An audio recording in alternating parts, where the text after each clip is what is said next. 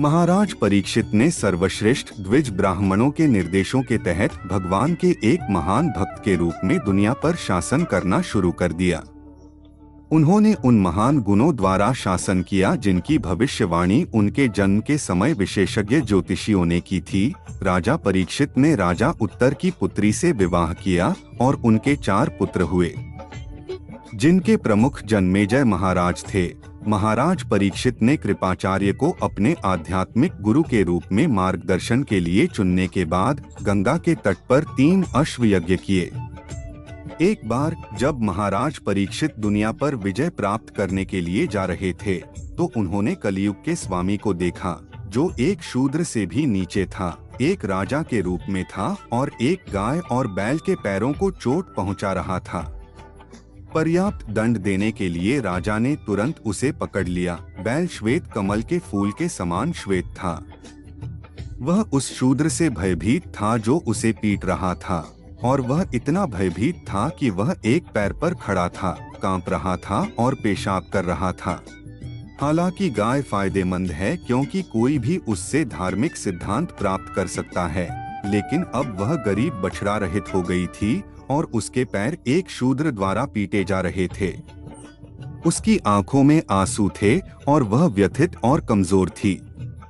वह मैदान में कुछ घास के लिए तरस रही थी। तीर और धनुष से सुसज्जित और स्वर्णजड़ित रथ पर बैठे महाराज परीक्षित ने गड़गड़ाहट जैसी गहरी आवाज में उस शूद्र से बात की।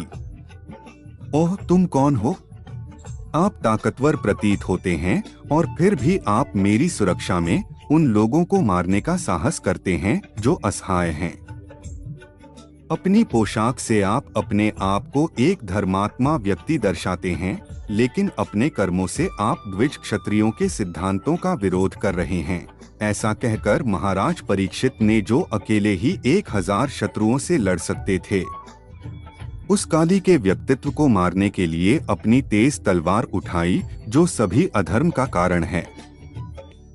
जब कली के व्यक्तित्व को यह समझ में आया कि राजा उसे मारने को तैयार है, तो उसने तुरंत राजा का वेश त्याग दिया और भय के दबाव में सिर झुकाकर पूरी तरह से उसके सामने आत्मसमर्पण कर दिया। राजा ने इस प्रकार कहा, हमें अर्जुन की प्रसिद्धि विरासत में मिली है, इसलिए चूंकि तुमने हाथ जोड़कर अपने आप को समर्पित कर दिया है, इसलिए तुम्हें अपने जीवन के लिए डरने की कोई आवश्यकता नहीं है।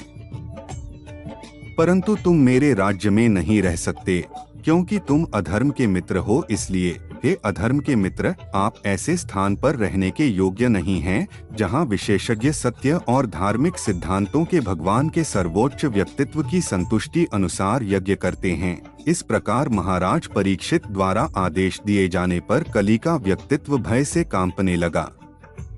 राजा को यमराज के समान अपने सामने वध करने के लिए तत्पर देखकर कली ने राजा से इस प्रकार कहा, हे महामहिम, यद्यपि मैं आपके आदेश के तहत कहीं भी और हर जगह रह सकता हूँ, मैं जहाँ भी देखूंगा आपको धनुष और तीर के साथ ही देखूंगा।